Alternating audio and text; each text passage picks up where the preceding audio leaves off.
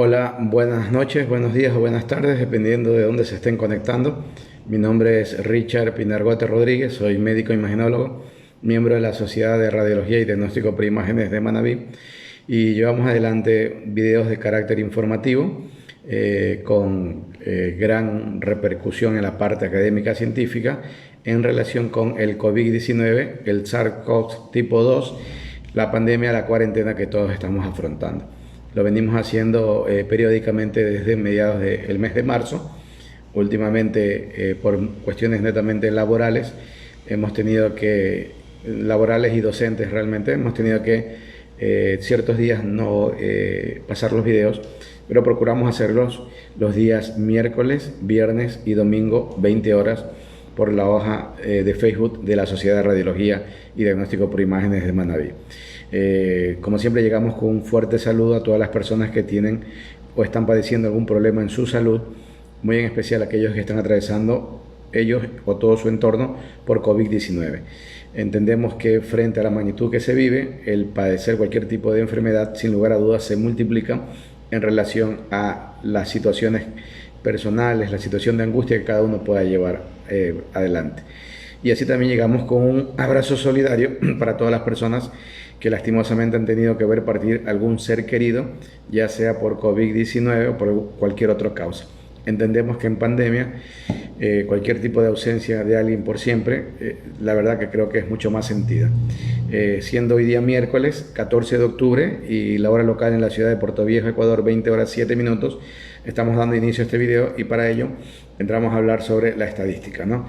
Al día de hoy, según el COE y el Ministerio de Salud Pública, en la página oficial de ellos, aparentemente ya en el Ecuador existen 149.083 personas contagiadas oficialmente y un número de 12.264 personas fallecidas.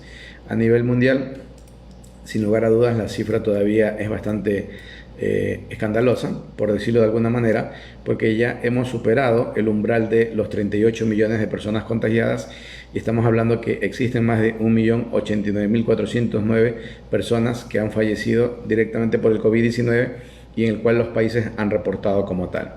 Estados Unidos sigue de largo, acercándose ya a los 8 millones de pacientes contagiados en primer puesto. La India, que nuevamente volvió a colocar el pie en el acelerador, se encuentra ya con segundo puesto con más de 7.200.000. Brasil ya superó los 5 millones, está en tercero. Rusia con más de 1.300.000, cuarto. Colombia, que ya tiene 924.000, está quinto. Argentina con 917.000, sexto. España con 908.000, séptimo. No se extrañe que estos tres países pudieran llegar a igualar a Rusia y desplazarlo de ese cuarto puesto que tiene hace mucho tiempo. Luego tenemos a Perú en octavo puesto, se encuentra ya en esta posición desde hace algunos días atrás, con 853.000, México en noveno puesto y Francia se encuentra entrando el décimo puesto con 820.000. Lo de Francia es una cuestión bastante interesante porque ellos sí están viviendo realmente una segunda ola como está ocurriendo en España, aunque en Francia mucho más acentuada, por lo tanto especulo yo que podría superar al conteo que tiene México y desplazarlo de ese noveno puesto. En el puesto número 11 ya se encuentra Sudáfrica. En el puesto 12 Reino Unido, Irán en el 13, Chile se mantiene en el 14, Irak en el 15. Bangladesh está en el puesto 16, Italia está en el puesto 17, Filipinas en el 18, Indonesia en el 19, Alemania en el puesto 20, ha tenido también un repunte, recuerden que Alemania está en el puesto 23 aproximadamente. Arabia Saudita en el puesto 21, Turquía en el 22, Pakistán en el 23, Israel en el 24, Ucrania en el 25, Holanda en el 26, Canadá en el 27, Bélgica en el 28, Rumania en el 29, Marruecos en el 30 y Ecuador en el 31. Polonia en el 32 y Bolivia en el 33, pero muy de cerca se encuentra Chechenia en el 34, Qatar en el 35. Panamá en el 36, República Dominicana en el 37, Nepal 38, Kuwait puesto 39, Emiratos Árabes 40, aquí viene Kazajistán 41, Omán 42, Egipto 43, Suecia 44, Guatemala 45, Costa Rica y Portugal que ya superaron a China, ¿sí? Y bueno, China ya se encuentra más o menos descendiendo entre el puesto 46 y 47. Muy de cerca Japón y Etiopía, no se extrañen que ellos lleguen a superar. En el caso de las personas fallecidas hasta el momento, a nivel latinoamericano, tomando como referencia algunos países, si tenemos que Estados Unidos cuando superó o se aproxima a los 8 millones, ya hay más de 216.597 fallecidos. Es una cifra muy importante. La India, con casi un número muy cercano, 7.239.000, tiene prácticamente la mitad, 110.586 personas fallecidas. Brasil, con 5 millones, tiene 151.747. Rusia, con 1.332.000, tiene 23.069 personas fallecidas. Colombia, con una cifra mucho menor, 930.000, tiene 28.306 más casos de personas fallecidas. Argentina, con 931.000, tiene 24.291 personas fallecidas. En ese sentido, Argentina pronto va a superar a Colombia en todo porque tienen mayor cantidad de población, así que no se extrañen de aquello. Tomamos de referencia a España, que tiene más de 908.000 afectados y tiene 33.413 fallecidos. Perú, con 853.000, tiene 33.419. México, con 825.000, tiene 84.420. Chile tiene con 485.000, 13.415. Nosotros con cerca de 150.000 tenemos 12.264 supuestamente. Recuerden que esas cifras son las que maneja el Ministerio de Salud, un ministerio que ha demostrado ineficiencia, corrupción, engaño, falsedad y manipulación de datos. Pero al menos nos sirve de referencia nada más. Bolivia tiene ya 8.351 personas fallecidas. Panamá tiene 2.511, República Dominicana 2.186, Costa Rica 1.134, Paraguay 1.108, Venezuela 710, Nicaragua 154, Cuba 123 y Uruguay 51. Estos dos últimos países prácticamente se encuentran en un periodo de meseta de hace algunos días y semanas atrás, lo cual de una u otra manera hace prever que las cosas se puedan controlar muy bien en esos países. Vamos a hablar de algunos temas que tienen que ver con el COVID, como siempre lo hacemos, pero vamos a hablar qué es lo que está pasando en Argentina. Vamos a hablar sobre lo de los grupos sanguíneos que habíamos hablado alguna vez. Ya tenemos ahora sí un estudio científico y vamos a comentar sobre ello.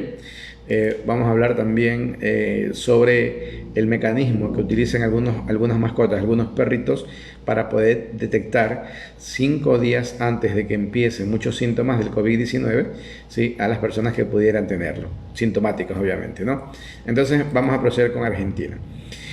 Argentina, la verdad que nosotros la habíamos ponderado mucho porque de los países grandes de Latinoamérica era un país que tenía una tasa de contagio muy mínima y la cifra de fallecidos también de la misma manera. Entonces, Argentina se había transformado en un ejemplo regional y ahora se encuentra acorralada justamente por la causa del COVID-19. Argentina ha llegado al pico de la pandemia COVID-19 después de casi 7 meses de una cuarentena que es cada vez más complicada de poderla mantener, y ha pasado de ser citado como un ejemplo en América Latina a convertirse en uno de los países con mayor número de casos. Ya son 917.000, con alrededor, la cifra oficial al momento, 24.572 personas fallecidas. En el consenso inicial, el presidente Alberto Fernández ha saltado por los aires y el descontento social ha fortalecido a la oposición, que respalda manifestaciones callejeras contra el gobierno y critica la cuarentena interna y exige una rápida vuelta a la normalidad. Y la verdad que estas cosas de una u otra manera han influido muchísimo. El Ejecutivo argentino canceló la mitad de marzo, en marzo, de los vuelos internacionales y las clases en escuelas una semana después, y con cerca de un centenar de casos registrados del COVID-19. Ordenó a la población encerrarse en casas. En las primeras semanas las fábricas y negocios no esenciales cerraron y las calles de las grandes ciudades del país lucieron vacías. Mientras el gobierno compraba insumos médicos, las provincias aumentaban las camas de terapia intensiva y los hospitales capacitaban a su personal. Esa cuarentena estricta ralentizó la propagación del coronavirus, pero no lo detuvo. Para agosto, el 90% de los casos de COVID-19 se concentraron en Buenos Aires y su área metropolitana, lo que se denomina con el nombre de AMBA, ¿sí? Que es Área Metropolitana de Buenos Aires, y que es el conglomerado urbano del país más grande, donde viven aproximadamente 14 millones de personas. A partir de septiembre, el coronavirus empezó a propagarse con rapidez también en el resto del territorio argentino, y esto tiene que ver con que AMBA, o sea, desde Buenos Aires, se irradió el problema hacia otras provincias que buscaban proveerse de alimentos, insumos en la capital. También porque el virus empezó a circular localmente en todas las provincias, y de una u otra manera esto hizo que 18 de las 24 jurisdicciones del país existieran ya restricciones circulares. A los millones de personas que salen de la casa para trabajar o buscar ingresos con los que complementar los subsidios estatales, se les suma una especie de hartazgo social y relajamiento de las medidas de prevención pese a estar en el momento más crítico. Esto, si lo sumamos a cómo la oposición ha intentado manejar esto, vemos que es un excelente caldo de cultivo para que dentro de las protestas que se han manifestado, incluso de grupos que son escépticos a creer sobre el virus, de grupos que son antivacunas, de grupos que son antimascarillas, de una u otra manera haya incrementado este número de casos. Entonces, lo de Argentina, para tenerlo como parámetro, simplemente vemos que la mayor cantidad de casos comienzan a escalar desde mediados de agosto, desde septiembre y sobre todo en la segunda quincena de septiembre, teniendo a nivel fuera de Capital Federal o de AMBA a Tierra de Fuego, de los que más crecieron, Chubut, Santa Fe, y bueno, y Tucumán, de las provincias más interesantes. Tucumán, que es zona limítrofe con Bolivia, entonces no es de extrañar si en Bolivia también la cosa estaba descontrolada, que en las provincias limítrofes también pudiera haberse dado aquello. En todo caso, esperemos que las cosas puedan llegarse a controlar, porque sin lugar a dudas esto acarrea también que lo que ocurre en muchos países, que hay un desplome económico, también afecte de una forma bastante interesante al país de Argentina, ¿no? A la ciudad de Buenos Aires en especial.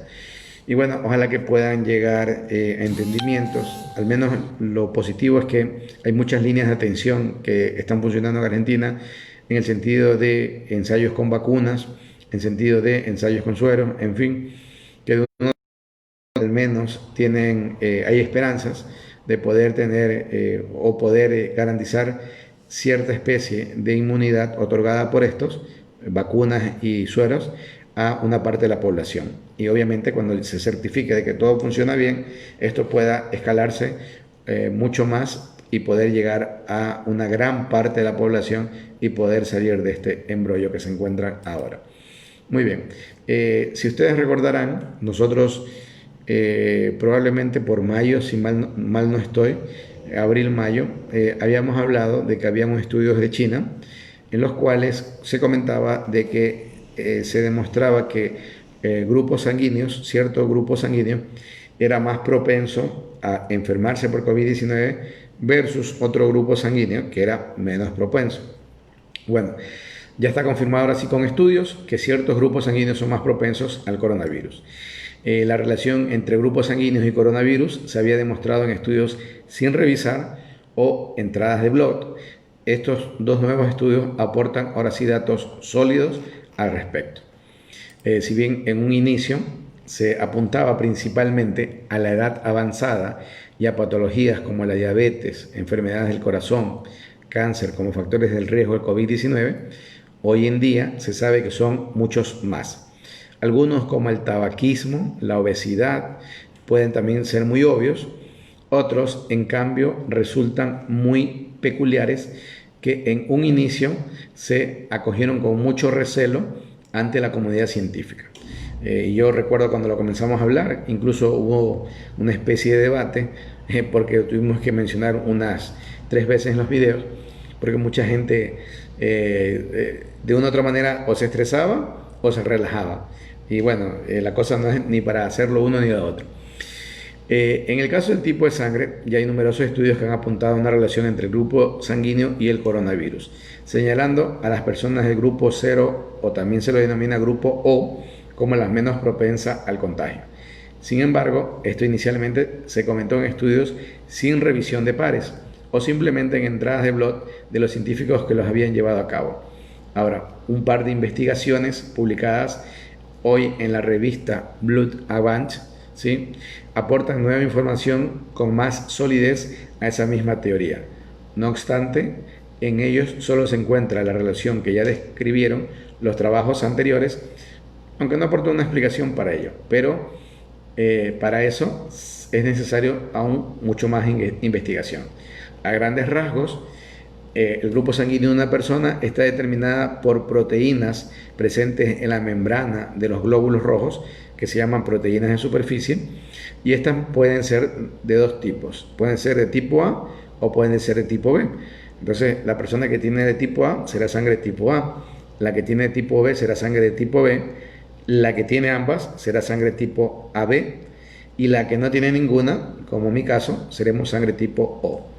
Entonces, esa es la principal característica de los grupos sanguíneos, del grupo AB, el grupo A, el grupo B, el grupo AB, o los que en ese caso no tienen ninguna, que se denominan grupo O grupo 0, que realmente la denominación efectiva sería grupo 0, porque no posee nada. Entonces, estudios anteriores han mostrado cierta correlación entre la presencia de estas proteínas y la predisposición mayor o menor a determinadas infecciones. Esto se debe a que algunas de ellas pueden actuar como receptores para patógenos concretos. Así, las personas con un grupo sanguíneo determinado acaban siendo más vulnerables al contagio. Esto ha llevado a numerosos científicos a investigar si en base a ello podría haber una relación entre grupos sanguíneos. En el caso de los investigadores de la Universidad de Odense y la Universidad del Sur de Dinamarca, que son los responsables de dos estudios que se publican, sí, han dado una respuesta al tema tan cuestionado. Inicialmente procedieron a recopilar los datos de 473.000 pacientes, cuyas pruebas de COVID-19 habían sido registradas por el sistema de salud danés. Además, tomaron un grupo de control de 2.2 millones de personas de la población general. En el comunicado aclaran que el método de selección de datos fue muy apropiado, puesto que Dinamarca es un país pequeño con un registro de salud muy claro y étnicamente homogéneo. Esto último es importante, puesto que ciertas etnias tienen representación de algunos grupos sanguíneos por encima de otros. Al analizar los datos de las personas con grupos 0 u O, eran menos propensas a contagiarse y además las del grupo AB o A parecían tener mayor probabilidad de contraer formas graves de COVID-19 en comparación con los del grupo B o los del grupo o 0. En un estudio diferente, estos mismos científicos analizaron los datos de 95 pacientes ingresados en estado crítico por infección del SARS-CoV tipo 2, o sea, el COVID-19, en Vancouver, Canadá. Así descubrieron que los que tenían grupo A o AB tenían una probabilidad mayor de requerir ventilación mecánica. Además, estos también estaban más predispuestos a requerir diálisis. Estos resultados indican que las personas con estos dos grupos sanguíneos experimentan más lesiones en los pulmones y los riñones a causa de la enfermedad. Por otro lado, cabe destacar que no parecía haber diferencias en lo referente a las probabilidades de ingreso, pero sí cuando esto se producía en la unidad de terapia intensiva. De momento, estos científicos han encontrado la relación entre grupos sanguíneos y coronavirus a nivel pulmonar y renal, pero esperan poder investigar si influye en otros órganos. Además, su objetivo también reside en buscar una explicación para las correlaciones halladas. Podría tener que ver con los estudios mencionados sobre otros patógenos, pero sería necesario comprobarlo. Lo que está claro es que todos somos susceptibles de ser infectados. Esa es una realidad, independiente de nuestro grupo sanguíneo. Estos estudios no significan que podamos pasear sin mascarillas, acudir a fiestas multitudinarias si tenemos grupo O, porque el detalle encima de todo esto es que en Ecuador el grupo dominante es el grupo O. O sea, estamos un poquito más por encima que los grupos A, el grupo B o el grupo AB, ¿no? Pero por ejemplo en Europa, los grupos B o AB, en cambio aquí en Ecuador tenemos como característica que más predominan el grupo O y veamos la cantidad de fallecidos que hay. Entonces simplemente es dentro de todas las cosas que se relacionan lo que podría ocurrir. Por ello también recomiendan que hasta en esos casos, si usted se confía, podría enfermarse y acarrear serias secuelas. E incluso si no lo hicieran, seguro que en el entorno de cada uno hay alguien con muchas más opciones para contraer el virus gravemente a quien no querramos contagiar, ¿no? Entonces, esto simplemente ratifica lo que ya en el mes de mayo, lo habíamos mencionado, abril y mayo, me parece, y habíamos hablado sobre esto y los grupos sanguíneos. Ojo que no es un escudo protector, pero de una u otra manera, dentro de todas las cosas que influyen, sí puede sumar, ¿no? Por ejemplo, yo soy una persona mayor de 60 años, tengo diabetes, tengo hipertensión, soy de grupo A, como que tengo todo jugándome un poquito más en contra que frente a otra gente, ¿no? Sin embargo, no da garantía de que al ser de grupo A o AB o B, automáticamente usted se contagia y va a necesitar acudir obligatoriamente a terapia intensiva o a estar conectado a ventilación mecánica. No, no necesariamente, ¿no? Igual nosotros los del grupo O.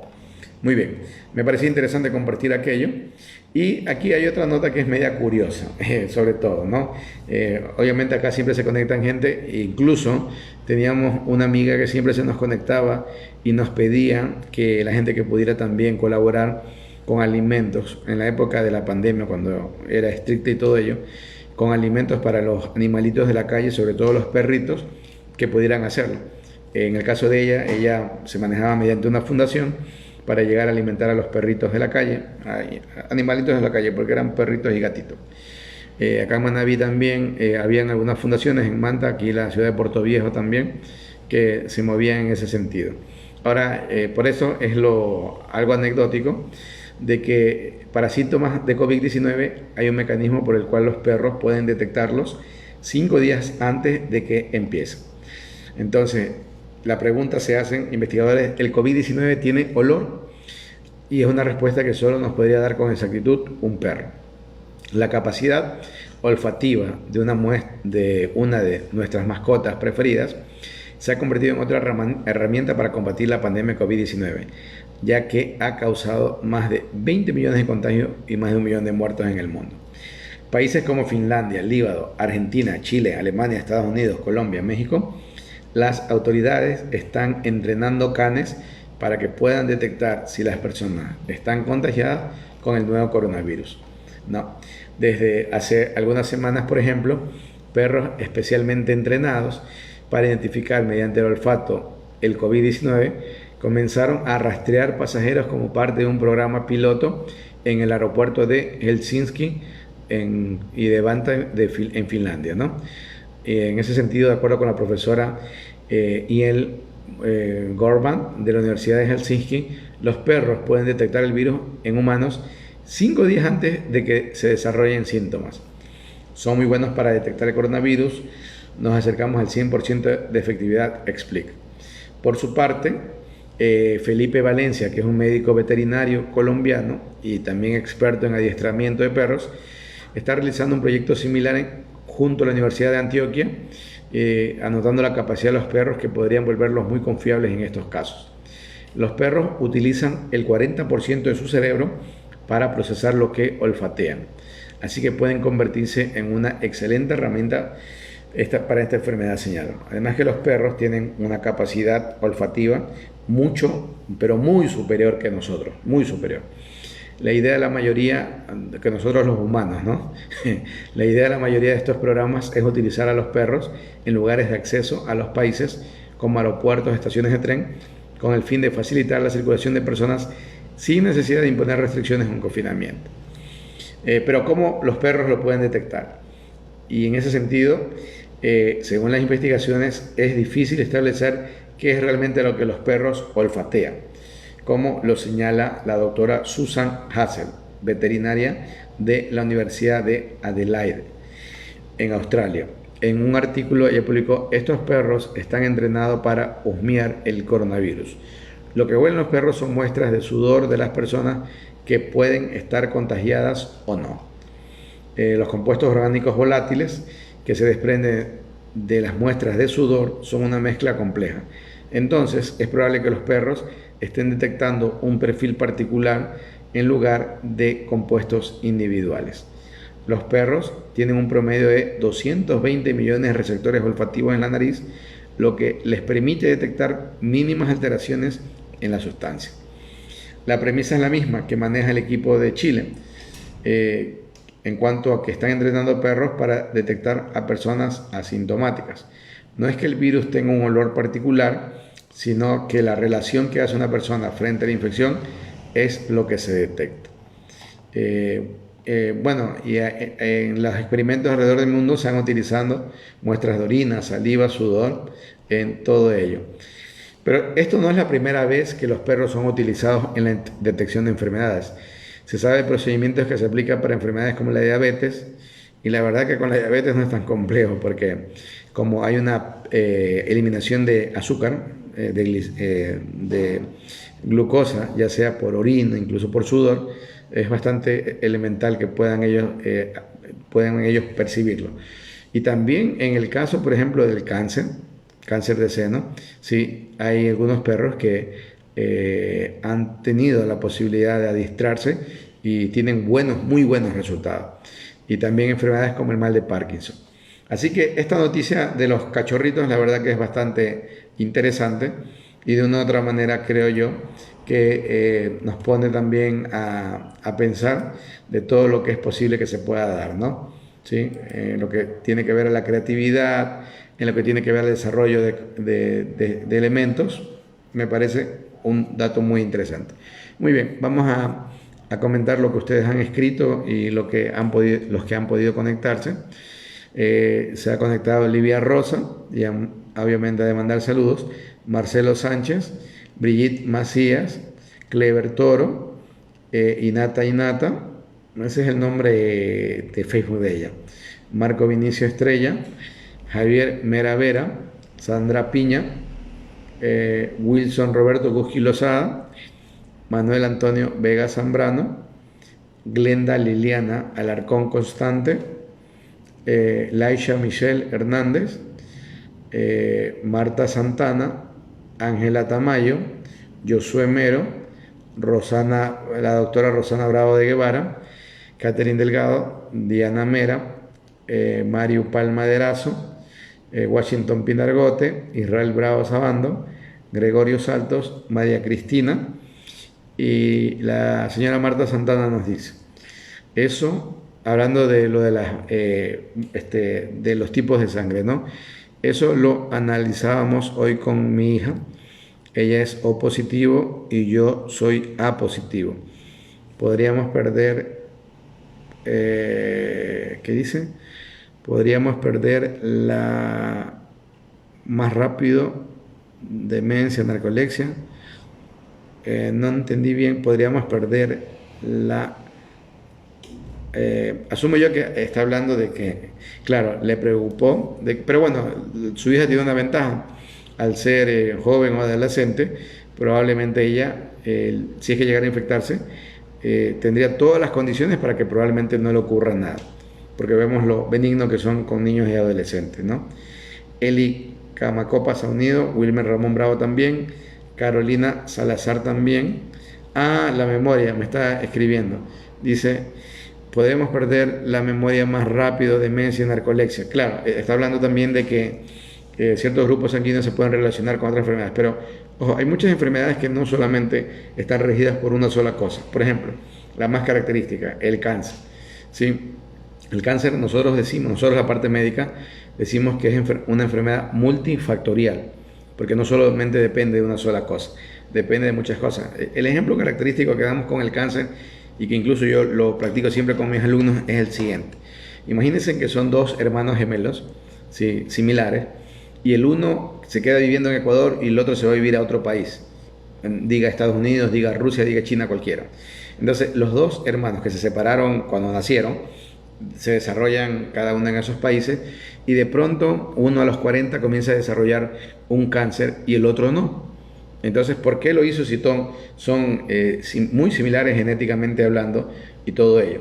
Pues porque también en el cáncer la situación de los factores múltiples, por ejemplo, la cuestión ambiental, ¿sí? La cuestión ambiental en todo sentido, ¿no? ¿Sí? La cuestión laboral. Imagínate que yo trabajara en minas de silicio o en minas de asbesto, por ejemplo, yo estuviera, no sé, expuesto a cierto tipo de elementos, ya yo fuera un agricultor que tuviera que estar fumigando, ¿sí? Y no me protejo, etcétera. O sea, obviamente que se dan condiciones, ya yo me tengo que exponer, por ejemplo, a más rayos solares, en fin, son muchos factores los que influyen para que aparezca una enfermedad. Entonces, eso más o menos ocurre con algunas de ellas. Así que lo que tiene que ver a los grupos sanguíneos no es algo que tiene que asustarnos en extremo, ni tampoco tiene que relajarnos en extremo. Pero ya les digo, en la sumatoria de todos, sin lugar a dudas, esto también influye. Bueno, eso era en cuanto al comentario que nos había hecho la señora Marta Santana. Se ha unido también Carolina Salazar como último momento. Muy bien, bueno, para no intentar cansarlos y ya que empezamos de nuevo la reactivación del video porque el domingo no pudimos hacerlo, pero bueno, hoy ya estamos acá y esperemos que el día viernes lo podamos concretar sin problema. Como siempre es grato poder estar acá, compartir con ustedes.